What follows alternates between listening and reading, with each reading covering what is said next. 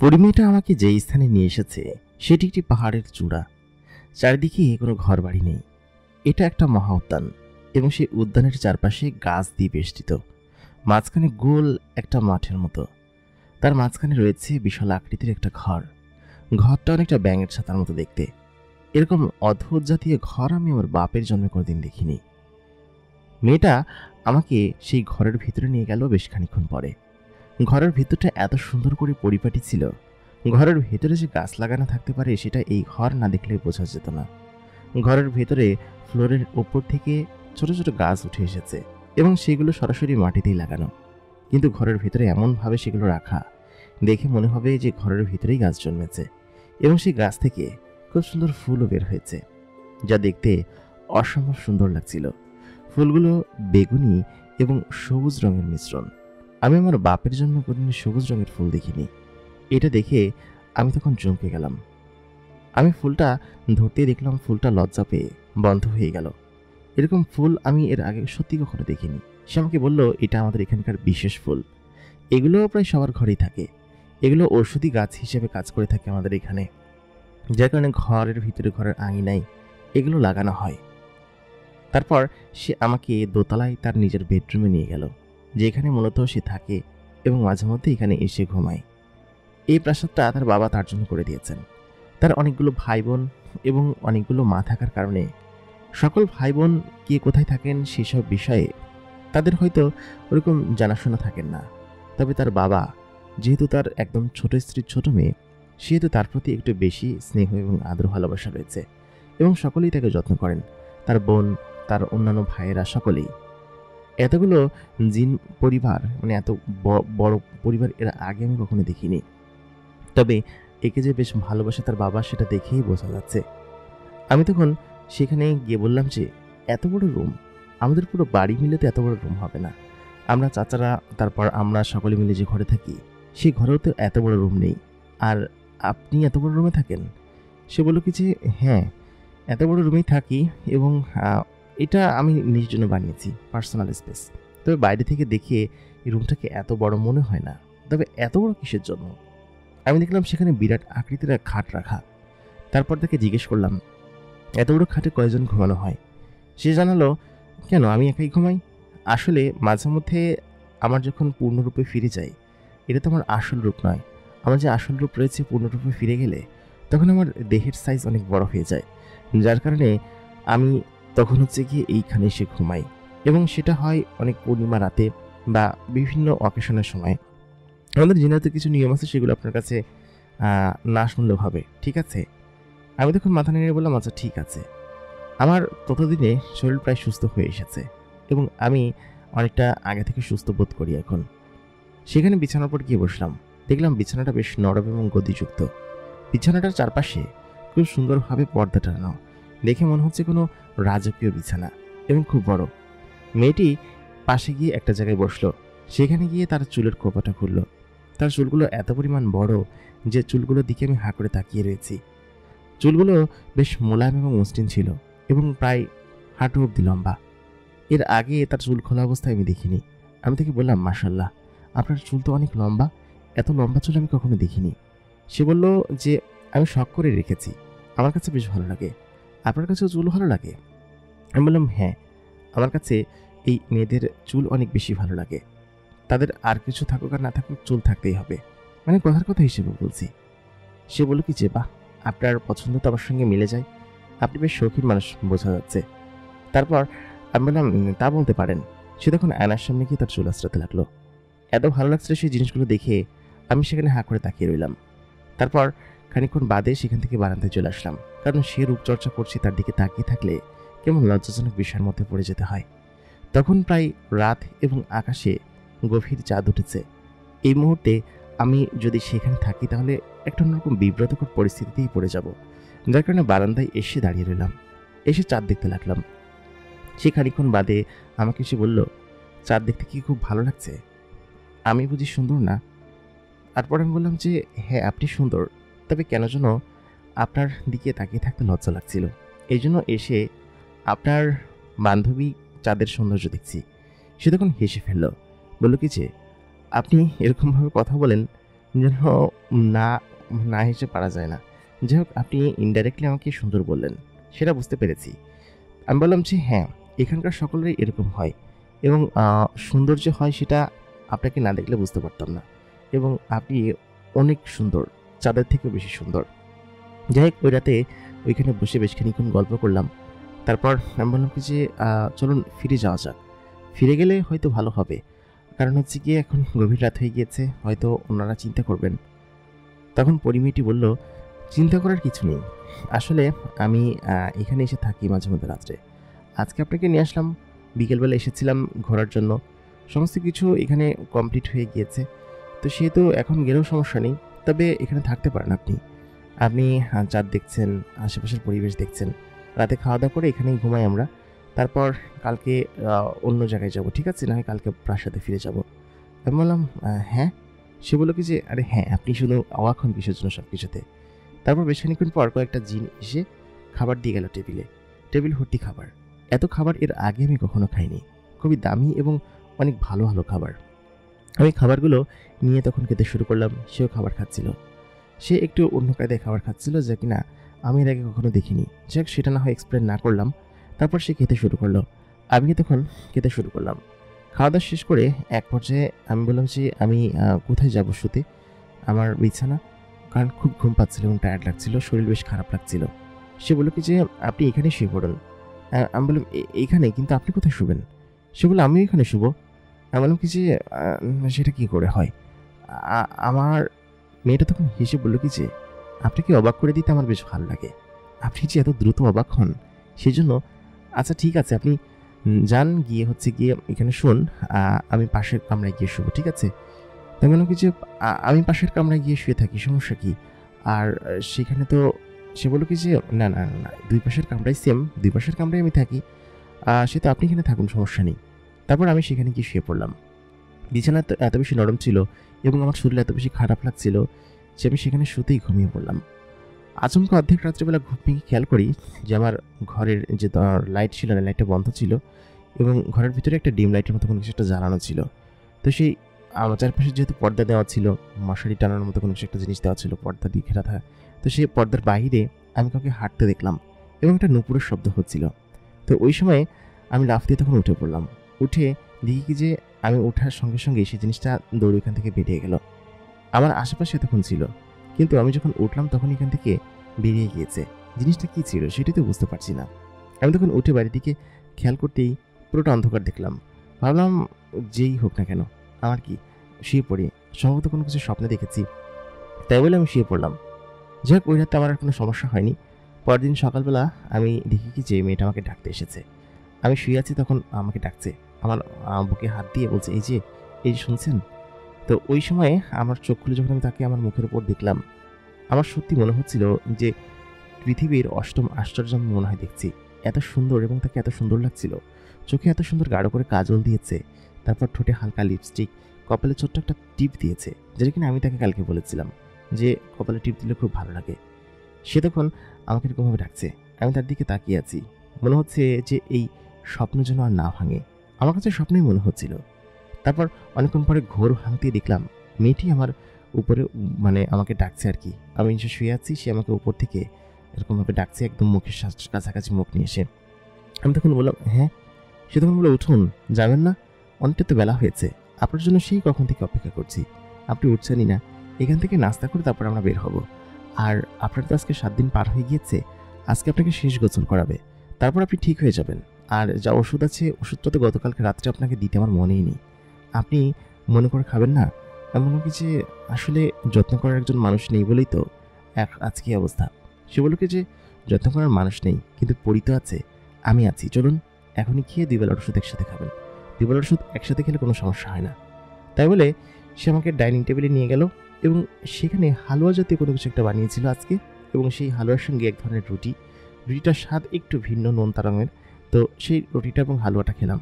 মানে নোনতার সাথে মিষ্টি। বিষয়টা কেমন লাগবে খেতে? ১ম এ ভেবেছিলাম খুব একটা ভালো লাগবে না। তবে খেতে শুরু করলাম। খাওয়া-দাওয়া শেষ করলাম। এক প্রকার খাওয়া-দাওয়া শেষ করার পরে বাইরে আসলাম। বাইরে আসার পর ও আমার হাত ধরল।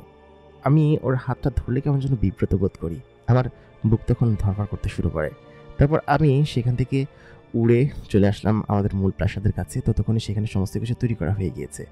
তো যে সম্রাট আছে, বৃদ্ধ জিনের সম্রাট, তো তিনি তখন বললেন যে, বাবাজি তুমি আজকে সুস্থ হয়ে যাবা আশা করি। উনি যেহেতু বলেছেন সেহেতু ঠিক হয়ে যাবা। আর ওষুধটা ঠিকমতো খাচ্ছ তো? আমি বললাম যে ঠিকমতো খাচ্ছি। তারপর পরী মেয়েটি আমাকে সেখানে দেখিয়ে বলল কি যে, ঠিক আছে তুমি এখানে করো, তাও আমি আসছি, হ্যাঁ? তাই বলে সে চলে গেল।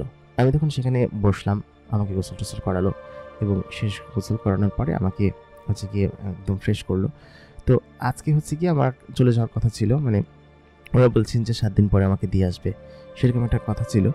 তো সেরকমভাবেই আজকে হচ্ছে গিয়ে আমার যাওয়ার দিন ছিল। গোসল টোসল করে আমি দুপুরবেলা খাওয়া দাওয়া শেষ করে ঘুমালাম একটু। তো ঘুম থেকে উঠে সন্ধ্যার দিকে হচ্ছে আমার নিয়ে যাওয়ার কথা ছিল। তো সেই জিন লোকটা, যে মুরব্বী জিন লোকটা, আমাকে বললেন যে তুমি আর কয়টা দিন থেকে যাও এখানে। তো আমি বললাম কি যে, আমি যেহেতু সুস্থ হয়ে গিয়েছি, আসলে আমার বাড়িতে আমার আব্বা আম্মা আছেন, ছোটো বোন আছেন, তো তাদের হচ্ছে গিয়ে দেখভাল আমাকেই করতে হয়। আর আমার পরিবারের দেখভাল করার মতো তা আমি ছাড়া আর কেউ নেই। তো সেহেতু আমাকে ফেরত যেতে হবে, গিয়ে আমাকে তাদের পাশে দাঁড়াতে হবে। তো সেই সম্রাট তখন বললেন যে, সেসব নিয়ে তোমাকে ভাবতে হবে না, তাদেরকে আমি যথেষ্ট খাদ্য সহায়তার ব্যবস্থা করেছি এবং তারা এখানে হচ্ছে গিয়ে আমাদের এখান থেকে অর্থায়ন সমস্ত কিছু গিয়েছে। তো তুমি এই বিষয় নিয়ে কোনো চিন্তা করো না, ঠিক আছে? আমি বললাম আচ্ছা ঠিক আছে, তবুও আমার মাকে দেখতে খুব ইচ্ছে হচ্ছে, আমি যাই, কয়েকদিন পরে আবার আসবো বেড়াতে, ঠিক আছে? তো সে বললো কি যে, ঠিক আছে তুমি যেটা ভালো মনে করো। তারপর আমাকে হচ্ছে কি ওই রাত্রেবেলা ওই মুরব্বী লোকটা সাথে আরও কয়েকজন 7-8 জন জিন একটা বাহনে করে আমার বাড়ির সামনে পর্যন্ত দিয়ে গেল। তো আমার আর সেই পরিমেয়েটির সঙ্গে দেখা করার অবকাশ হয়নি, তার সঙ্গে কথা বলার সুযোগ হয়নি। সম্ভবত সে কোথাও একটা গিয়েছিল, যার কারণে তার সঙ্গে আমি আর দেখা করে আসতে পারিনি। তবে তাকে খুব করে মিস করছিলাম আমি আসার সময়।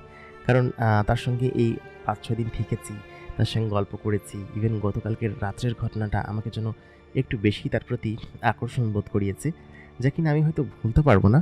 তো ঠিক তেমনটাই হচ্ছে গিয়ে তার সঙ্গে হচ্ছিল। তো তাকে খুব মিস করছিলাম। তো তার মতো এরকম সুন্দর একটা পরীর সঙ্গে আর কোনোদিন দেখা হবে কিনা সে বিষয়ে আমি বেশ শঙ্কিত ছিলাম। আর তাকে কেমন যেন আমার পছন্দ হয়েছিল এই কয়েকদিনের আলোচনায় কথা বলায়। পছন্দ হবারই কথা, আমি একজন যুবক ছেলে। এগুলোকে এড়ানো হয়তো অনেকটা দুঃসাধ্য বিষয়। তো তার সঙ্গে আমি দেখা না করে চলে আসলাম। তো সেই রাত্রেবেলা উনি আমাকে নামিয়ে দিলেন বাড়িতে। আমি তখন পুরোপুরি সুস্থ এবং আমার শরীরে তেমন ক্লান্তিবোধ, তবে একটু ক্লান্তিবোধ আছে। উনি বললেন যে, বেশ কিছুদিন রেস্ট করো, আর কাজে যাওয়ার কোনো দরকার নেই। এখানে থেকে রেস্ট করো, তাহলে তুমি আস্তে আস্তে সুস্থ হয়ে উঠবা। তো আমি তখন তাকে বললাম, জি আচ্ছা, আপনাকে অসংখ্য ধন্যবাদ, আপনি আমাকে সুস্থ করে তুলেছেন। তো তিনি বললেন যে, ধন্যবাদ তো তোমাকে দেওয়া উচিত যে তুমি আমাকে ওই শয়তান জিনেদের হাত থেকে বাঁচিয়েছো। আর আরেকটা কথা, তুমি কিন্তু রাত বেরাত কোথাও বের হবে না, ঠিক আছে? কারণ ওরা তোমাকে টার্গেটে রেখেছে এবং তোমাকে সবসময় কিন্তু ওরা কোনো না কোনো ক্ষতি করার চেষ্টা করবে। সে তো রাত্রে অবশ্যই তুমি যে পেশায় আছো ভ্যান চালক, সেই ভ্যানটা নিয়ে কিন্তু কখনো বের হবে না। আর আমি তোমার জন্য এমন কিছু করে যাব যার জন্য তোমার আর ভ্যান চালাতে হবে না, ঠিক আছে? তো সেটা করলে সম্ভবত তুমি এগুলো আর করতে পারবে না, ঠিক আছে? তো বললাম আচ্ছা ঠিক আছে, আমি দেখবো এগুলো।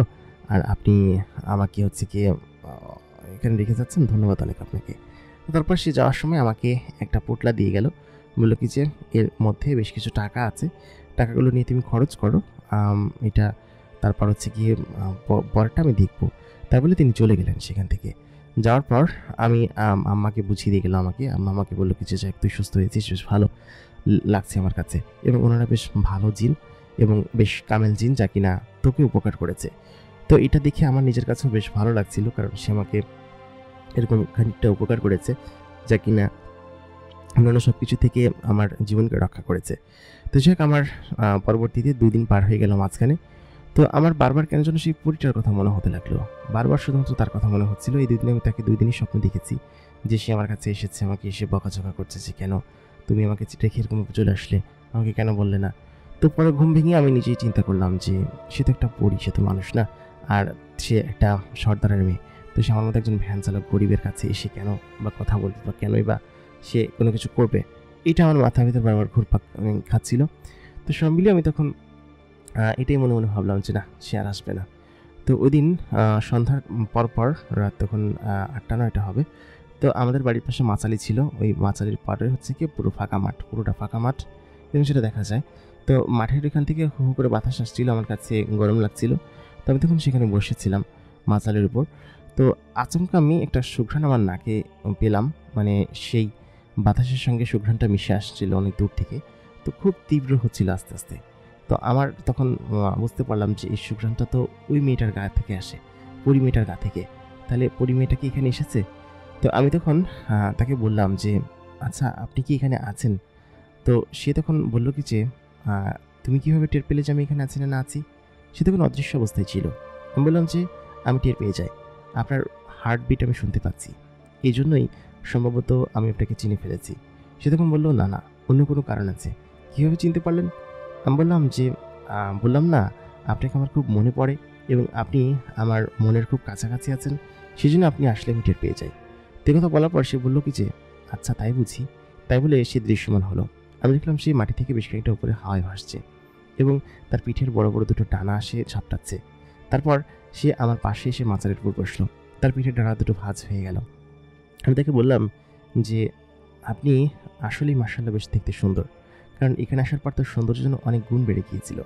সে আমাকে বলল কি যে, আপনি সেটা বাদ দেন, আপনি আগে আমাকে বলুন আমাকে রেখে কেন চলে এসেছেন? তারপর আমি বললাম যে, আসলে আমি আপনাকে রেখে আসতে চাইনি। আপনার বাবা আমাকে এমনভাবে নিয়ে আসলেন যে আপনার সঙ্গে দেখা করার সুযোগ আর হয়নি। আর আমি তাকে কীভাবে জিজ্ঞেস করবো যে আপনি কোথায়? সেটা তো জিজ্ঞেস করতে পারি না, তাই না? সে বলল কি যে, কেন জিজ্ঞেস করতে পারো না? আমার বাবা কি বাঘ নাকি ভাল্লুক? সে তো তোমার সমস্ত কথাই রেখেছে। তাহলে? আমি বললাম, একটু ভুল হয়ে গিয়েছে। আসার পর অবশ্য তোমার কথা অনেকবার মনে করেছি। সে বলল, কি মনে করেছো আমার কথা? আমি বললাম যে, মনে করেছি বলতে তোমাকে ভীষণ মনে পড়েছে। তোমার সঙ্গে কথা বলে আসতে পারলে ভালো হতো। এরকম করে সে আমাকে বলল, সত্যি? আমি বললাম, হ্যাঁ সত্যিই তো।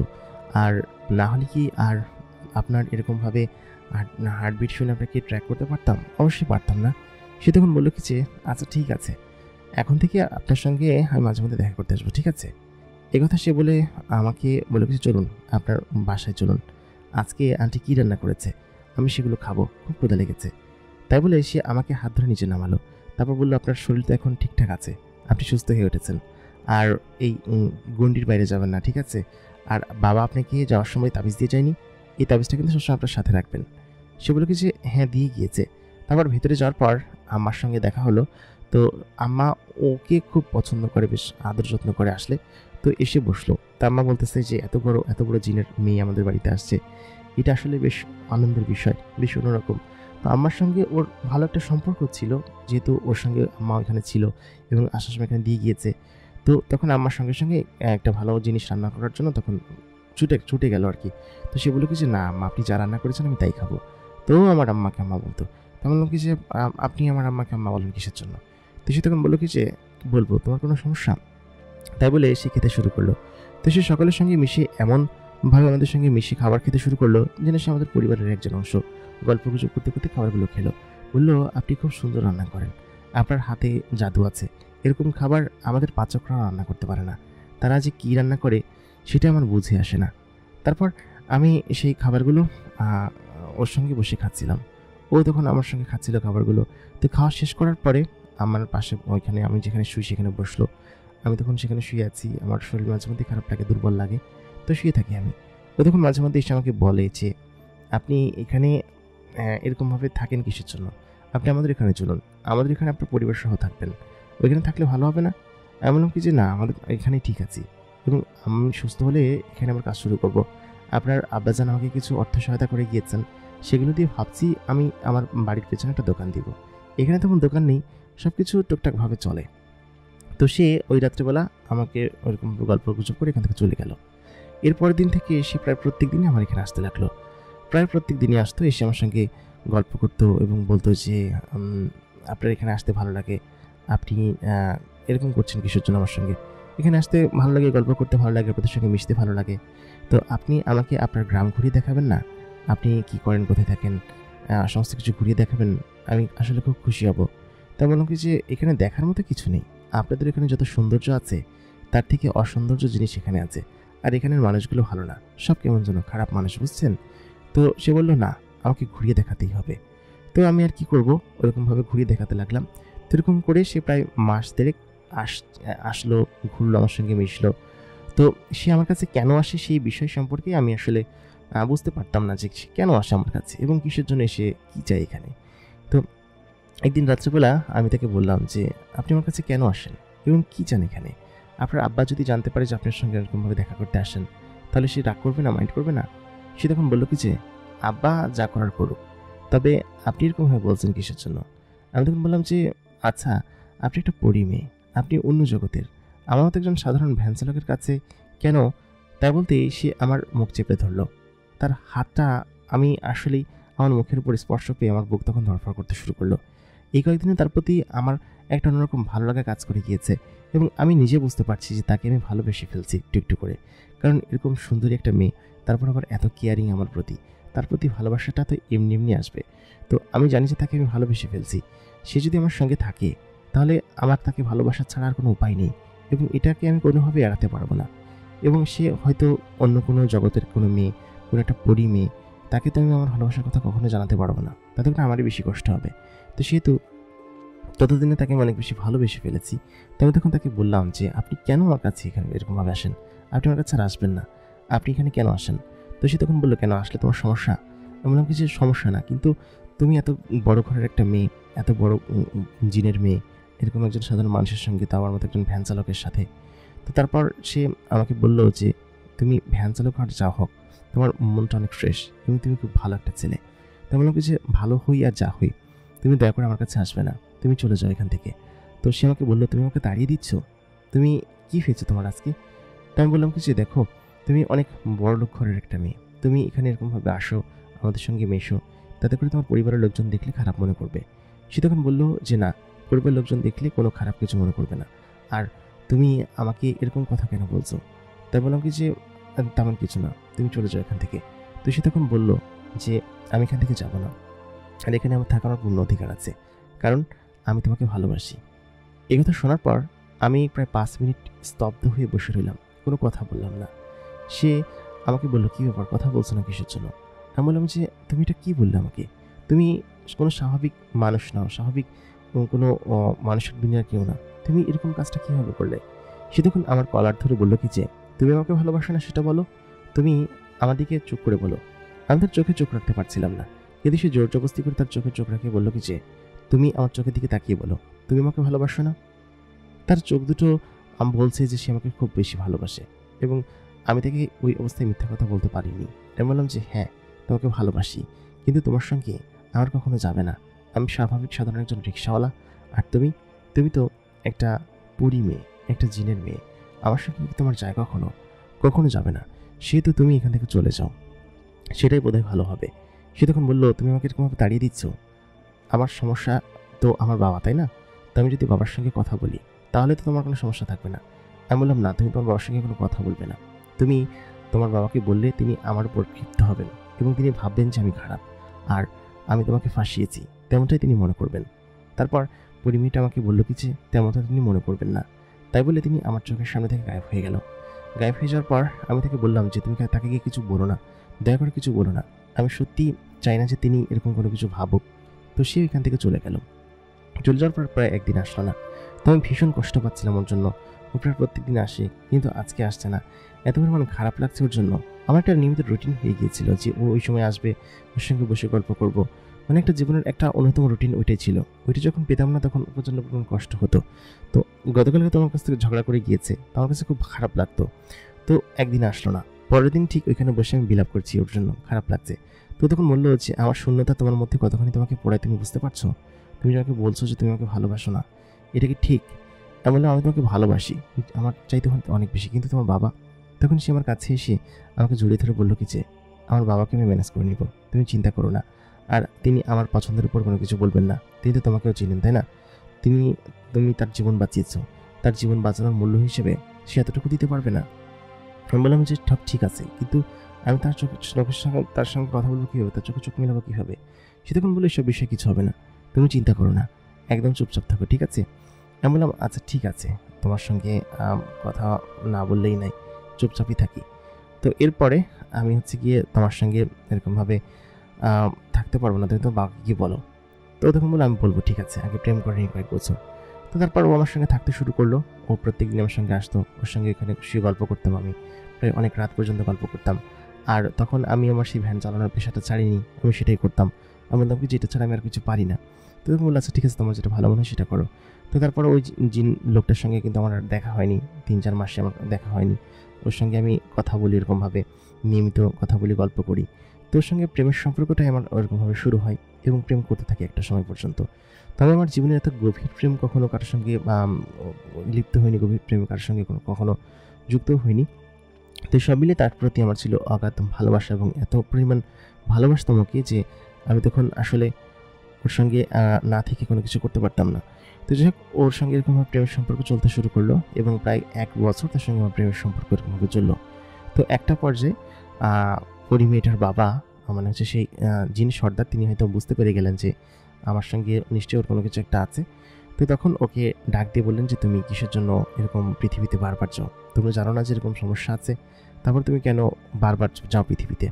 তো তখন ও হচ্ছে তার বাবাকে বলল যে ওই রাত্রেবেলা যে, শোনো বাবা, তোমাকে একটা কথা বলতে চাই। জেনে তুমি কীভাবে নিবে, তবে এটা বাস্তব এবং আমার নিজের অজান্তেই হয়ে গিয়েছে। আর তুমি কামালকে কোনো দোষ দিতে পারবে না, কারণ কামালের এখানে তেমন কোনো দোষ নেই। আমি তাকে নিজেই ফোর্স করেছি এবং আমি নিজেই তার কাছে গিয়েছি প্রায় এতদিন। তো সে তখন বললো, কী হয়েছে?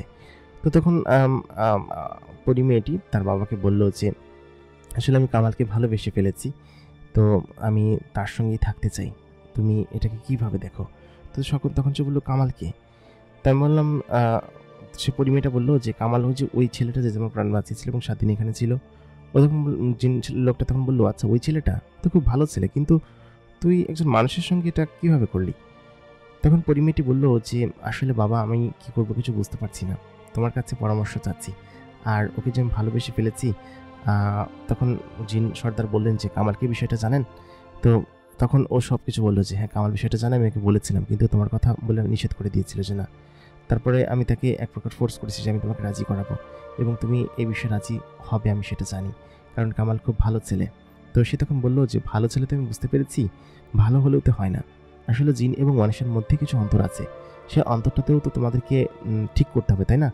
যেমন ও হচ্ছে কি একটা জিন, মানুষ যে কিনা খুব বেশি বছর বাঁচবে না, হয়তো সর্বোচ্চ 70-80 বছর বাঁচবে, তারপরে মারা যাবে, বৃদ্ধ হবে। কিন্তু তুমি একটা জিন, একটা বুড়ি মেয়ে, তোমার বয়স হবে শত শত বছর, তুমি অনেক বছর বাঁচবে, কিন্তু তত ও তো মারা যাবে, তারপর তুমি কী করবে? দেখা যাবে কি যে ও বয়স যখন বৃদ্ধ, তখন তুমি তখনও ইয়াং আছো, তখন সেই বিষয়টাকে তুমি কীভাবে মানাবে? এটা কি আদতেও সম্ভব, বলো তুমি?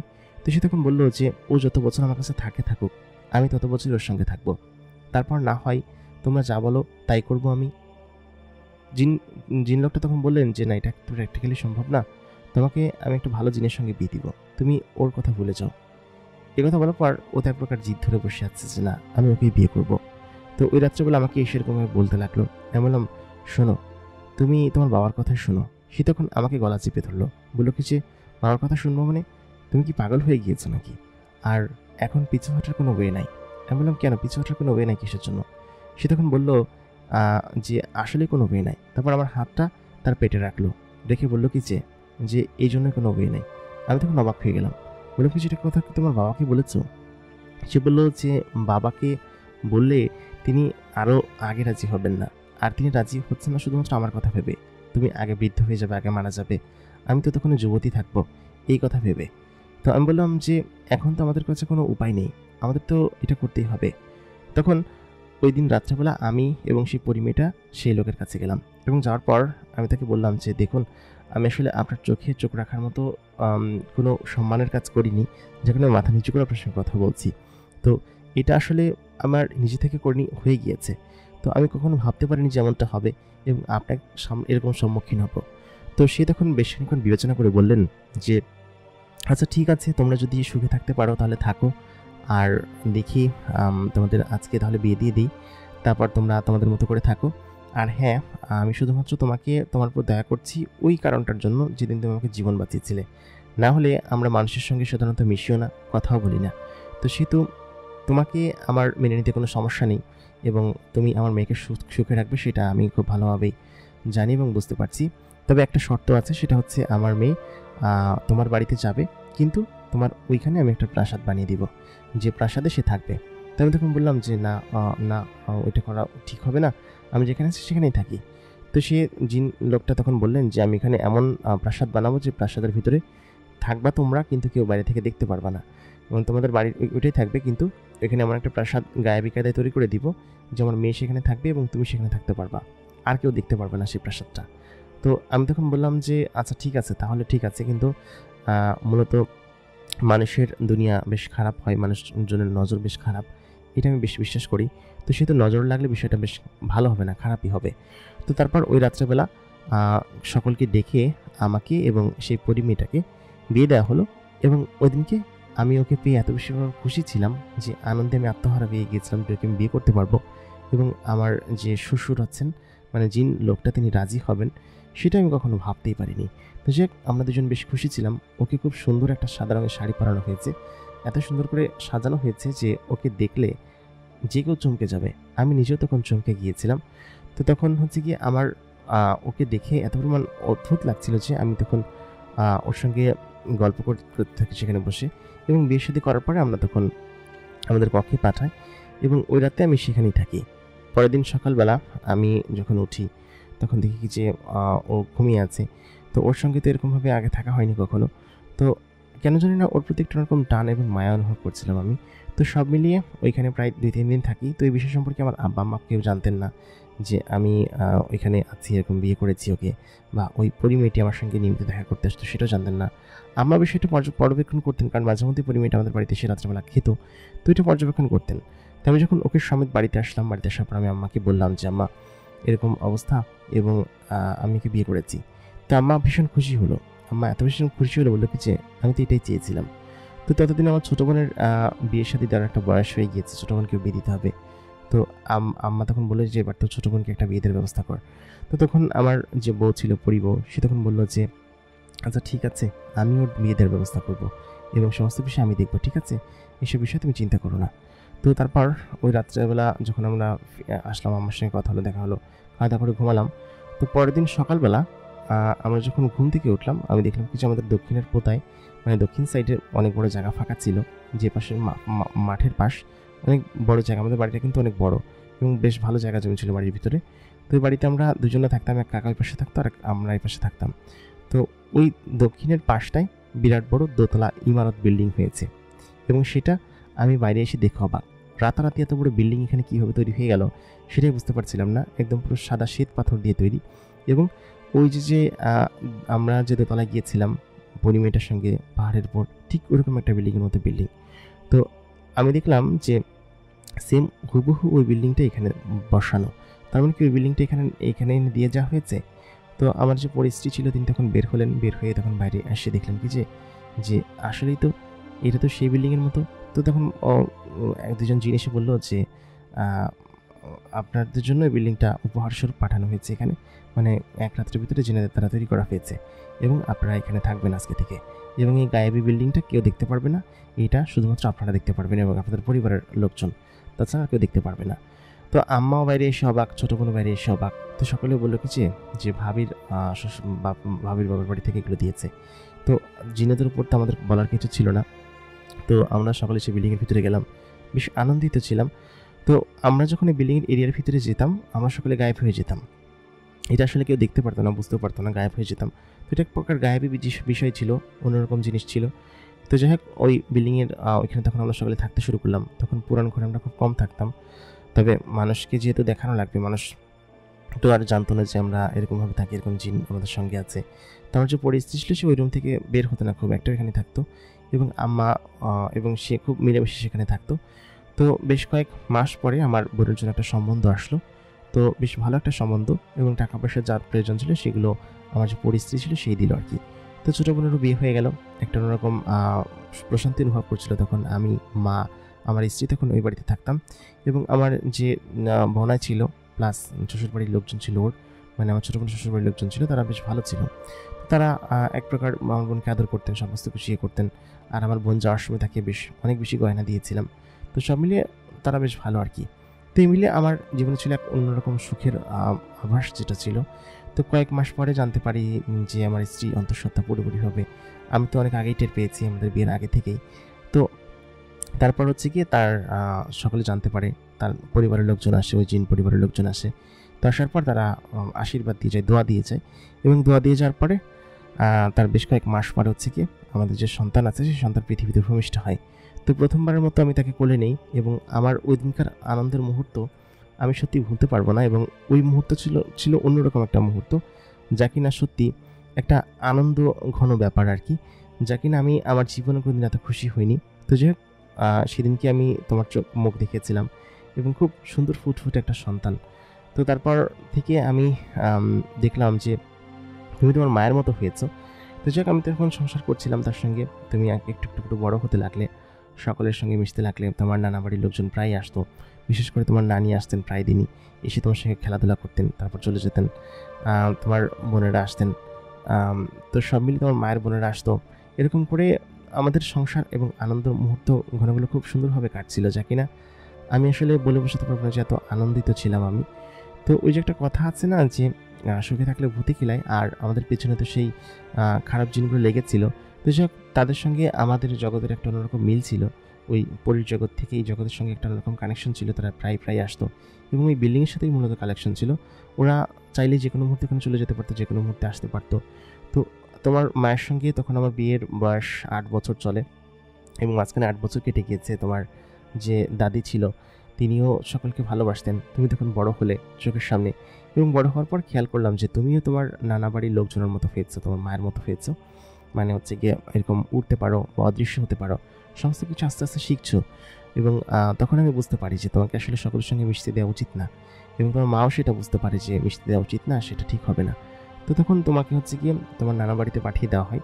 তুমি তো ছোটোবেলার কোনো স্মৃতি মনে করতে পারবে যেরকম প্রাসাদের ভিতরে থাকতে। তো তখন বললো কি যে আমার ছোটো মেয়ে বললো কি যে হ্যাঁ, মনে আছে আমার কিছু কিছু, আমি আম্মার সঙ্গে যেতাম। তবে আমার স্মৃতি আমার কেমন মনে পড়ে না, কেমন যেন অন্যরকম ধোঁয়াশা ধোঁয়াশা লাগে। তো তারপর আমি বললাম যে তারপরের কাহিনী শোনো, এবং সেটা ছিল খুব মর্মান্তিক কাহিনী। তো একদিন রাত্রেবেলা আমি এবং তোমার মা ঘুরতে বেরিয়েছি, যদি তোমার আব্বা নানাজান নিষেধ করেছিলেন যেন কোনো সময় রাত্রেবেলা না বের হয়ে কোথাও। তো রাত্রেবেলা ঘুরতে বের হয়েছি। তো এক পর্যায়ে রাত্রের অনেকটা গভীর হয়েছে, আমি এবং ও একটা জায়গায় বসে আছি। তো আচমকা তখন সেই জিনগুলো আমাদের উপর হামলা করে। যে জিনগুলোকে আমি তাড়িয়েছিলাম ওইখান থেকে, আর সেই জিনগুলো তোমার মায়ের উপর এবং আমার উপর হামলা করে। তখন আমরা বুঝতে পারি যে না, এখানে আমরা বাজে জায়গায় এসে পড়েছি, এখন এখান থেকে ফিরে যেতে হবে, যে কোনো মুহূর্তেই হোক চলে যেতে হবে আমাকে। তো তখন আমরা দুজন ফেরত চলে আসার চেষ্টা করি, কিন্তু ততক্ষণে ওরা আমাদের পিছু নিয়েছে এবং এক পর্যায়ে আমরা প্রায় বাসায় ফিরে আসি। তো বাসায় ফিরে আসার পরে তখন হচ্ছে গিয়ে আমি আমার স্ত্রীকে দেখি, বলে কি যে তুমি ঠিক আছো তো, কোনো সমস্যা হয়নি তো? তো তখন আমার একটা ভুল ছিল যে ওদের সঙ্গে দেখা হলো, ওটা যে কালোবান মারবে সেটা আমার জানা ছিল এবং আমাকে নিজস্ব মেরেছিল, কিন্তু আমার স্ত্রীর উপর যে মেরেছে সেটা আমি আসলে বুঝতে পারিনি, বা আমি অতটা গরজ করি বা অতটা বিবেচনার মধ্যে দেখিনি। তো তখন আমি তাকে বাসায় আনার পর এরকমভাবে ছিলাম। তো 8 দিন পার হয়ে যাওয়ার পর সে একটু একটু করে অসুস্থ হতে লাগলো। তারা যেহেতু জিন ছিল, তাদের মধ্যে বিষয়টা আস্তে আস্তে কাজ করতো, পুরোপুরি ভাইরাস ঢুকে যাওয়ার পর তারপর কাজ করতো। আর আমি মানুষ ছিলাম বলে সাথে সাথে টের পাওয়া গিয়েছিল। তো ওরকমটা হলো তার মায়ের মতোই, ঠিক তার মা যেরকমভাবে কালোবান খেয়েছিল ঠিক তেমনটাই হলো। তো 8 দিন পরে গিয়ে টের পেলাম যে ওর চোখ সম্পূর্ণ কালো হয়ে যেতে লাগলো, শরীরের অনেকটা অংশ কালো হয়ে যেতে লাগলো। তখন আমি বুঝতে পারলাম যে এরকমটা আমার হয়েছিল। তো সঙ্গে সঙ্গে আমি আমার শ্বশুরমশাইকে ডাক দিলাম, তিনারা আসলেন। আসার পর তখন হচ্ছে কি আমার স্ত্রী তখন বললেন যে আব্বা এরকম অবস্থা আমি টের পেয়েছি গতকালকে, আর এটা তোমাকে বলা ঠিক ছিল, বলতে পারিনি, এটা আমার ভুল হয়েছে। তো ততক্ষণে এক প্রকার খারাপ অবস্থা হয়ে গিয়েছে। তো তাকে হচ্ছে কি তখন জিনের জগতে নিয়ে যাওয়া হলো এবং সেখানে নিয়ে গিয়ে সেই তান্ত্রিককে দেখানো হলো, সেই সাধু বাবাকে দেখানো হলো। তো তিনি তখন বললেন যে অনেকটা দেরি হয়ে গিয়েছে, আর সবথেকে বড় কথা হচ্ছে ও হচ্ছে অন্তঃসত্ত্বা, এই মুহূর্তে তার উপর কোনো ওষুধ বা কোনো কিছু কাজ করবে না, তার শরীরের প্রত্যেকটা সেল এখন দুর্বল। এই মুহূর্তে তার উপর যদি কোনো কিছু অ্যাপ্লাই করা হয় তাহলে হয়তো সেটা কোনো কাজে আসবে না বা কোনো কাজ করবে না। সে তো আমার হাতে কোনো কিছু করার নেই, সে যদি অন্তঃসত্ত্বা না হতো বা তার পেটে যদি সন্তান না থাকতো তাহলে তো সেটা কাজ করতো। তো তারপর এই কথা শুনে তো আমি একদম পুরো কান্নাকাটি করে ফেলছি। আর তোমাকে তখন তোমার নানু নিয়ে গিয়েছে, তার নানুর সঙ্গে ছিলে। তো তারপর আমি তো একদম এক প্রকার ভয় পেয়ে গিয়েছি, কী হবে না হবে। তো যাই হোক, তাকে চেষ্টা করেছে অনেকটা সুস্থ করার, অনেকটা বাঁচানোর চেষ্টা করেছে, কিন্তু তাতে কোনো কাজ হয়নি। 7 দিন সেই জ্বর সারানোর টোটকা দিয়ে অনেকটা কাজ সারানোর চেষ্টা করা হয়েছে, কিন্তু কাজ হয়নি। ৭ম দিনে মানে হচ্ছে কি যেদিন ও মারা যাবে সেদিন ও আমাকে অনুনয় বিনয় করে আমাকে বলছিল যে, "দেখো, আমি তোমার সঙ্গে বাঁচতে চেয়েছিলাম। আমি আসলে চলে যাচ্ছি, তুমি আমার মেয়েটাকে দেখে রেখো।" এরকম করে আমাকে বলে গিয়েছিল এবং তোমার ভাই ছিল তার পেটে, যে কিনা তার সঙ্গেই মারা গিয়েছে এবং কিছু করার ছিল না। তো ওই জিনগুলো আমার সমস্ত কিছু কেড়ে নিয়েছে, আমার জীবনকে কেড়ে নিয়েছে, তোমার মাকে কেড়ে নিয়েছে। তো ওদিনকে তোমার মা মারা গেল। তো সেদিন আমি খুব কেঁদেছিলাম। আমার আসলে কিছু করার ছিল না। আসলে ওই মুহূর্তে যদি শুরুর দিনও নিতাম তাহলে হয়তো কোনো কিছু করার ছিল না। কারণ ওর পেটে যে সন্তান ছিল সেটা আমি জানতাম না। পরবর্তীতে জানতে পারি ওই সাধু বা তান্ত্রিকের কাছে যাওয়ার পর। তো তিনি আমাকে এই কথা বলেন এবং ওইদিনকে আমার হাতের উপরে তোমার মা মারা যান। তো সেটা আমি আসলে কোনোদিন মেনে নিতে পারবো না। এটা সম্ভবত আমার দোষের কারণেই হয়েছে এবং আমি তোমার মাকে যাওয়ার জন্য ফোর্স করেছিলাম যে, "চলো ঘুরে আসি কোথাও থেকে।" তো ওদিনকে যদি না যেতাম তাহলে হয়তো এরকম কোনো কিছু হতো না। তো যাই হোক, তারপর থেকে আমি আ আর তোমার বাবাদের কারোর সঙ্গে কথা বলিনি। তোমার নানুদের কারোর সঙ্গে কথা বলিনি যাতে করে আমার আর ওই জিনের জগতে না যাওয়া লাগে। তোমার নানু তোমাকে নিতে এসেছে অনেকবার, আমি নিতে দিইনি। বলেছি যে, "এটাই আমার শেষ সম্বল। দেখো, এটা কেড়ে নিবেন না।" তবে তোমার নানু তোমার সঙ্গে মাঝে মধ্যে দেখা করতে আসে কিন্তু কথা বলে না। অন্য রূপ ধরে আসে, এসে কথা বলে। তারপর তুমি আস্তে, আস্তে বড় হলে। আমি আবার আমার সেই পুরাতন পেশায় ফিরে গেলাম। এরকমভাবেই আমার সংসার চালাচ্ছি। তোমার নানুর বাড়ির তরফ থেকে আমাকে অবশ্য এভাবে হেল্প করার চেষ্টা করেছে কিন্তু আমি নিইনি। কারণ দোষ ছিল আমার। আমার কারণেই তোমার মা মারা গিয়েছে এবং এটা তখন সে আমার সেই ছোট্ট মেয়েটা বলল যে, "এটা নিয়তির দোষ ছিল আব্বা।" আমি আসলে বুঝতে পেরেছি এবং আমি আমার নানু বাড়ি যেতে চাই আবার এবং তোমার সঙ্গে করে যেতে চাই। আমি চাই যে তুমি তাদের সঙ্গে সম্পর্ক রাখো এবং আমি তো একটা পরীর মতো করে জন্মগ্রহণ করেছি। আমার মধ্যে তোমার মতো বুদ্ধিমত্তা আছে এবং মায়ের মতো শক্তি আছে এবং সেটা আমি বুঝতে পারি এবং আজকে থেকে আমি বুঝতে পারলাম যে আমি কারোর সঙ্গে মিশবো না। মিশলে আমার পুরীর যে পরিচয় সেটা আমি যেন কাউকে না দিই। সেটা তো তুমি চাও, তাই তো? এজন্যই মূলত এরকমটা হয়েছে, তাই তো?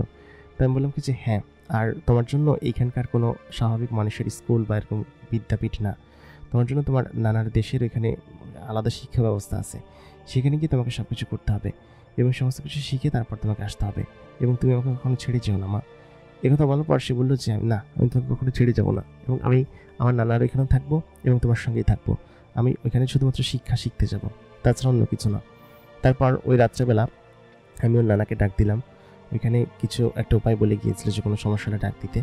তো নানা আসলেন, পাশাপাশি ওর নানি সকলে আসলেন এবং আসার পর আমি তখন বললাম, "ওকে আমি সমস্ত কথা বলে দিয়েছি এবং এখন থেকে আপনাদের ওর সঙ্গে দেখা করতে কোনো সমস্যা হবে না।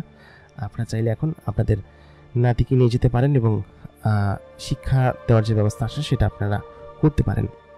কিন্তু তারপর তারা বেশ খুশি হলো এবং বলল কি যে ওই জিনগুলো আমাদের যে ক্ষতি করেছে তার যেভাবেই হোক আমরা বদলা নিব। আমি বললাম কি যে, "না বাজান, এটা করার দরকার নেই। যা হয়েছে হয়েছে, আমরা তাদের থেকে দূরে থাকি সেটাই ভালো হবে। আমাদের আমার মেয়েটা যেন ভালো থাকে সেটাই আমি চাই।" তারপর সে বললেন যে, "আচ্ছা ঠিক আছে।" তো এই পর্যন্তই শেষ। তারপরে এখন পর্যন্ত তার সঙ্গে এরকমভাবেই আছি এবং আমার এই সম্পর্ক, এইসব ঘটনা অন্য কেউ জানেন না। তো আশা করি আপনাদের কাছে আজকের ঘটনাটি ভালো লেগেছে। ভালো লাগলে অবশ্যই আমাদেরকে লাইক করুন। এতক্ষণ কণ্ঠে আমি আরজে ইমরান আপনাদের সঙ্গে ছিলাম। এই গল্পের ১ম পর্ব যারা দেখেনি তারা অবশ্যই এই চ্যানেলের ভিতর ঢুকে দেখে আসুন। দেখা হচ্ছে পরবর্তী এপিসোডে নতুন কোনো গল্প নিয়ে, নতুন কারো জীবনের ঘটনা নিয়ে। ততক্ষণ পর্যন্ত সকলে ভালো থাকবেন, সুস্থ থাকবেন। আর যারা এখন পর্যন্ত আমাদের চ্যানেলটাকে সাবস্ক্রাইব করেনি তারা অবশ্যই চ্যানেলটাকে সাবস্ক্রাইব করে রাখুন। ধন্যবাদ সবাইকে।